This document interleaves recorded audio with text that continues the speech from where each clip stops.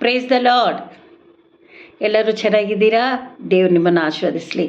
ಬನ್ನಿರಿ, ಈ ಸಬ್ಬ ದಿನ ನಾವು ತೆಗೆದುಕೊಂಡಿರುವ ವಾಕ್ಯ ಕೀರ್ತನೆ 29, 1-11 ಇವತ್ತು ಈ ದಿನ ನಾವು ಧ್ಯಾನ ಮಾಡ್ತಾ ಇದ್ದೀವಿ.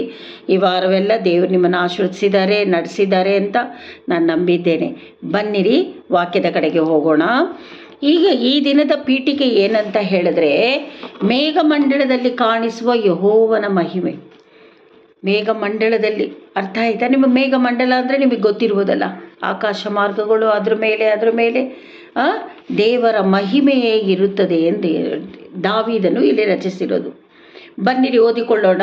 1-2 29, 1-2 ದೇವದೂತರುಗಳಿರ ಪರಮ ಪ್ರಭಾವವು ಯೆಹೋವನದೇ ಎಂದು ಹೇಳಿ ಕೊಂಡಾಡಿರಿ. ಯೆಹೋವನ ನಾಮಕ್ಕೆ ಯೋಗ್ಯವಾದ ಘನವನ್ನು ಸಲ್ಲಿಸಿರಿ. ಪರಿಶುದ್ಧತ್ವವೆಂಬ ಭೂಷಣದೊಡನೆ ಯೆಹೋವನಿಗೆ ಅಡ್ಡ ಬೀಳಿರಿ.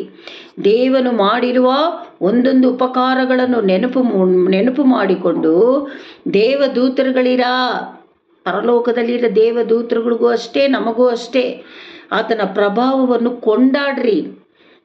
ಯೆಹೋವನ ನಾಮವನ್ನು ಸ್ತುತಿಸಿರಿ, ಕೊಂಡಾಡಿರಿ. ಪರಿಶುದ್ಧತ್ವವೆಂಬ ದೇವನ ಮುಂದೆ ಅಡ್ಡ ಬೀಳಿರಿ ಅಂತ ದಾವೀದನು ಇಲ್ಲಿ ಮಾತಾಡ್ತಾ ಇರೋದು. ಅರ್ಥ ಆಯ್ತಾ ದೇವರ ಮಕ್ಕಳೇ? ಬನ್ನಿರಿ ಓದಿಕೊಳ್ಳೋಣ. 3 ಯೆಹೋವನ ಮಹಾಧ್ವನಿಯು ಮೇಘಮಂಡಲದಲ್ಲಿ ಕೇಳಿಸುತ್ತದೆ. ಪ್ರಭಾವ ಸ್ವರೂಪನಾದ ದೇವರು ಗುಡುಗುತ್ತಾನೆ. ಯೆಹೋವನು ಆಕಾಶದ ಜಲರಾಶಿಗಳ ಮೇಲೆ ಇದ್ದಾನೆ. ನೋಡಿ, ಯೆಹೋವನ ಮಹಾಧ್ವನಿಯು ಮೇಘಮಂಡಲದಲ್ಲೆಲ್ಲ ಏನು ಕೇಳಿಸುತ್ತದಂತೆ? ಮೇಘಮಂಡಲದಲ್ಲಿ ಕೇಳಿಸುತ್ತದೆ. ಏನು ಕೇಳಿಸುತ್ತದೆ ದೇವರ ಮಕ್ಕಳೇ? ನೀವೇ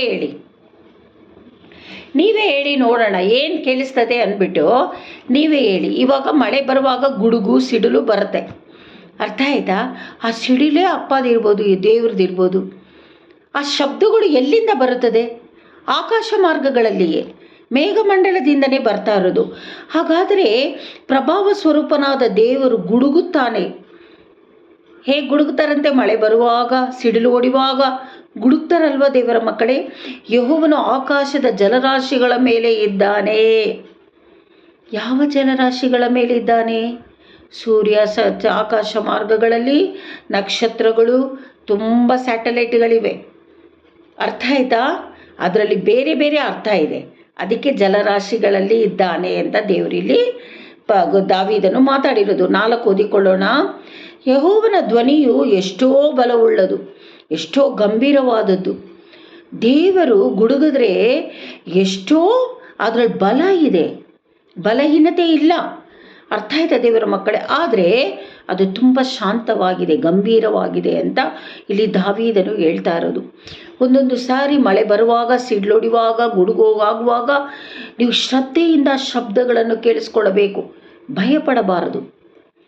ಭಯದ ಆತ್ಮ ನಿಮ್ಮ ಹತ್ರ ಬಿಟ್ಟು ಹೋಗಲಿ ಅಂತ ನಾನು ಯೇಸುವಿನ ನಾಮದಲ್ಲಿ ಪ್ರಾರ್ಥಿಸ್ತಾ ಇದ್ದೀನಿ. ಅದರಲ್ಲಿ ಬಲ ಇದೆ, ದೇವರ ಬಲ ಇದೆ, ಗಾಂಭೀರ್ಯವೂ ಇದೆ.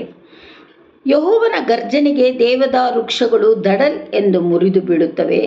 ಯೆಹೋವನು ಲೆಬನೋನ್ ಪರ್ವತದಲ್ಲಿನ ಮಹಾ ದೇವದಾರುಗಳನ್ನು ಮುರಿದು ಬಿಡುತ್ತಾನೆ. ಇವಾಗ ನೋಡಿ, ದೇವರು ಗರ್ಜನೆ ಮಾಡುವಾಗ, ಗುಡುಗು ಸಿಡಿಲು ಇದೆಲ್ಲ ಬರುವಾಗ ಏನಾಗುತ್ತದೆ?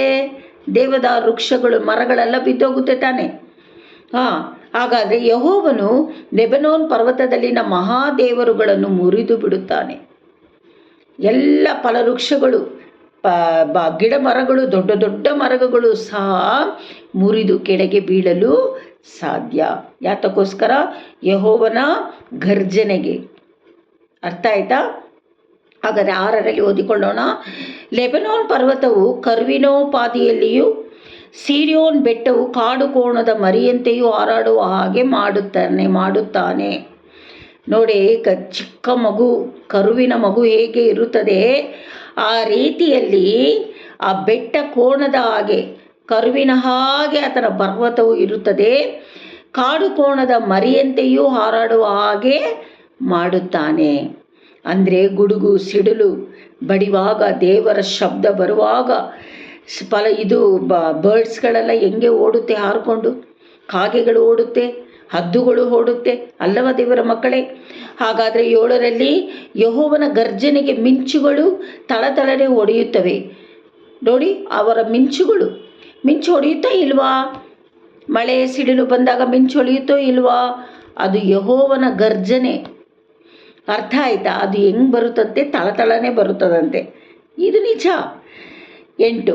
ಯೆಹೋವನ ಗರ್ಜನೆ, ಕಾಡು ಹೊರಳಾಡುತ್ತದೆ, ಕಾದೇಶ್ ಅರಣ್ಯವು ಕಂಪಿಸುತ್ತದೆ. ಕಾಡಿನಲ್ಲಿ ಹೆಂಗೆ ಅನಿಮಲ್ಸ್ ಎಲ್ಲ ಬಡ್ಕೊಳ್ತಾವೋ, ಅರಣ್ಯದಲ್ಲಿ ಹೇಗೆ ಕಾದೇಶ್ ಅರಣ್ಯವು ಶಬ್ದದೊಂದಿಗೆ ಮಾಡುತ್ತದೋ, ಆ ರೀತಿಯಾಗಿ ದೇವರ ಶಬ್ದ ನಮಗೆ ಆತನ ಮಹಿಮೆಯನ್ನು ತೋರಿಸಿಕೊಡ್ತಾ ಇದ್ದಾನೆ. ಅದು ದಾವೀದನು ಹೇಳ್ತಾ ಇರೋದು. ಅರ್ಥ ಆಯ್ತಾ? 9ರಲ್ಲಿ ಯೆಹೋವನ ಗರ್ಜನೆಗೆ ಗರ್ಭದ ಜಿಂಕೆಗಳು ಈಯುತ್ತವೆ, ಕಾಡಿನ ಮರಗಳು ಬರಿದಾಗುತ್ತವೆ. ನೋಡಿ, ಜಿಂಕೆಗಳೆಲ್ಲ ಓಡ್ತವೆ. ಸಿಡಿಲು ಮಳೆ ಇದರೆಲ್ಲ ಬರುವಾಗ ಏನಾಗುತ್ತದೆ? ಅನಿಮಲ್ಸ್ ಎಲ್ಲ ಓಡುತ್ತೆ. ಬರೀ ಜಿಂಕೆಗಳನ್ನ ಇಲ್ಲಿ ಕೊಟ್ಟಿದ್ದಾರೆ. ಆದರೆ ನಿಜ ತಾನೇ, ಏನೇನಿದೆ ಕಾಡುಗಳಲ್ಲಿ ಎಲ್ಲವೂ ಓಡಲು ಸಾಧ್ಯ ಅಂತ ದಾವೀದನಲ್ಲಿ ಮಾತಾಡ್ತಾ ಇರೋದು. 10. ಆತನ ಮಂದಿರದಲ್ಲಿರುವವರೆಲ್ಲರೂ ಎಷ್ಟೋ ಪ್ರಭಾವ ಎನ್ನುತ್ತಾರೆ. ಈ ಶಬ್ದಗಳೆಲ್ಲ ಕೇಳಿಕೊಂಡು ನಾವೇನಂತೀವಂತೆ, ಓ ದೇವರ ಮಹಿಮೆ ಎಷ್ಟು ಪ್ರಭಾವವಾಗಿದೆ ಅಂತ ನಾವು ಮಾತಾಡ್ಕೊಳ್ತೀವಿ. ಅರ್ಥ ಆಯ್ತಾ ದೇವರ ಮಕ್ಕಳೇ? ಇವಾಗ 10 ಓದಿಕೊಳ್ಳೋಣ. ಯೆಹೋವನು ಜಲಪ್ರಳಯದಲ್ಲಿ ಆಸೀನನಾಗಿದ್ದನು, ಆತನು ಸದಾಕಾಲ ಅರಸನಾಗಿ ಕೂತಿರುವನು. ಆತನ ಸಿಂಹಾಸನ ಆಕಾಶ ಮಾರ್ಗದಲ್ಲಿದೆ. ದೇವರು ಇಲ್ಲಿ ವಾಕ್ಯದಲ್ಲಿ ಜೀವವುಳ್ಳ ವಾಕ್ಯ ಮಾತನಾಡುತ್ತದೆ. ಅದೇ ದಾವೀದನಲ್ಲಿ ಮಾತಾಡಿರೋದು. ದೇವರ ಮಕ್ಕಳೇ, ಆಕಾಶವು ನಿನ್ನ ಸಿಂಹಾಸನ, ಭೂಮಿ ನಿನ್ನ ಪಾದಪೀಠ. ಅದೇ ಇಲ್ಲಿ 10ರಲ್ಲಿ ಹೇಳ್ತಾ ಇರೋದು.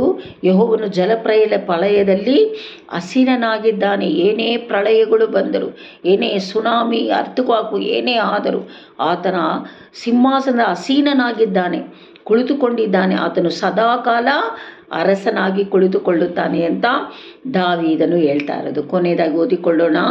ಯೆಹೋವನು ತನ್ನ ಜನರಿಗೆ ಬಲವನ್ನು ಅನುಗ್ರಹಿಸುವನು, ಆತನು ತನ್ನ ಪ್ರಜೆಗೆ ಸುಕ್ಷೇಮವನ್ನು ದಯಪಾಲಿಸುವನು. ದೇವರ ಮಕ್ಕಳು ಯಾವತ್ತು ಬಲಹೀನತೆ ಇಲ್ಲದೆ ಇರುವ ಹಾಗೆ, ಬಲವುಳ್ಳವರಾಗಿ ಇರತಕ್ಕ ಹಾಗೆ ದೇವರ ಮಕ್ಕಳನ್ನು ದೇವರು ಆಶೀರ್ವದಿಸ್ತಾರೆ ಅಂತ ಹೇಳಿ ದಾವೀದನು ಇಲ್ಲಿ ಮುಗಿಸ್ತಾ ಇರೋದು. ದೇವರ ನಾಮ ಸ್ತುತಿಸುವುದು ತುಂಬ ಮುಖ್ಯ. ದೇವರು ಈ ಲೋಕದಲ್ಲಿ ಕೊಟ್ಟಿರುವುದನ್ನು ನೋಡಿ ದೇವರಿಗೆ ಹೇಳಬೇಕು, ದೇವರೇ ನೀನು ಮಾಡಿರೋ ಒಂದೊಂದು ಈ ಲೋಕದಲ್ಲಿ ಎಷ್ಟು ಒಳ್ಳೆಯದಾಗಿ ಮಾಡಿದೀಯಪ್ಪ, ನಿನಗೆ ಸ್ತೋತ್ರ ಅಂತ ಹೇಳಬೇಕು. ಅರ್ಥ ಆಯ್ತಾ? ಆವಾಗ ಮೇಘಮಂಡಲದಲ್ಲಿರುವ ದೇವನು ಮಹಿಮೆ ಹೊಂದುತ್ತಾನೆ. ನಮಗೆ ಎಲ್ಲ ಆರೋಗ್ಯ, ಆಯಸ್ಸು, ಬಲವನ್ನು ಎಲ್ಲವನ್ನು ಕೊಟ್ಟಂಥ ದೇವರಿಗೆ ನಾವು ಮಹಿಮೆ ಪಡಿಸಬೇಕು ದೇವರ ಮಕ್ಕಳೇ. ಅರ್ಥ ಆಯ್ತಾ? ಹಾಗೆ ಮಾಡುವಾಗ ದೇವರ ನಾಮ ಮಹಿಮೆ ಹೊಂದುತ್ತದೆ. ಇವಾಗ ನಿಮಗೆ ವಾರವೆಲ್ಲ ದೇವರು ನಿಮ್ಮನ್ನು ಕಾಪಾಡಿದ್ದಾರೆ, ನಿಮಗೆ ಅವಶ್ಯಕತೆಗಳನ್ನು ಸಂಧಿಸಿದ್ದಾರೆ. ಇಲ್ಲ, ದುಃಖದಲ್ಲಿರುವಾಗ ಸಮಾಧಾನ ಕೊಟ್ಟಿದ್ದಾರೆ, ರೋಗದಲ್ಲಿರುವಾಗ ಸ್ವಸ್ಥತೆ ಕೊಟ್ಟಿದ್ದಾರೆ, ಬಲಹೀನತೆಯಲ್ಲಿ ಇರುವಾಗ ಬಲವನ್ನು ಕೊಟ್ಟಿದ್ದಾರೆ, ಒಳ್ಳೆ ಆಹಾರ ಕೊಟ್ಟಿದ್ದಾರೆ, ಒಳ್ಳೆ ವಸ್ತ್ರ ಕೊಟ್ಟಿದ್ದಾರೆ. ಎಲ್ಲ ಇದನ್ನೆಲ್ಲ ಹೇಳ್ಕೊಂಡು ಅದರ ನಾಮ ಮಹಿಮೆ ಪಡಿಸಬೇಕು. ಆಗ ಕರ್ತನ ನಾಮ ಮಹಿಮೆ ಪಡಿಸ್ತದೆ. ನಮ್ಮನ್ನು ಸೃಷ್ಟಿ ಮಾಡಿದ ದೇವನಿಗೆ ಅಷ್ಟು ಮಾಡೋಕ್ಕಾಗಲ್ವೇ? ಎಷ್ಟು ಒಳ್ಳೆಯವನು ದೇವನು. ಅದೇ ದಾವೀದನು ಹೇಳ್ತಾ ಇರೋದು. ಅರ್ಥ ಆಯ್ತಾ ದೇವರ ಮಕ್ಕಳೇ? ಈ ವಾಕ್ಯ ನಿಮ್ಮೆಲ್ಲರನ್ನು ಆಶೀರ್ವದಿಸಲಿ. ಈ ವಾರವೆಲ್ಲ ಕರ್ತನ ನಾಮ ಮಹಿಮೆ ಪಡಿಸ್ರಿ. ಅರ್ಥ ಆಯ್ತಾ?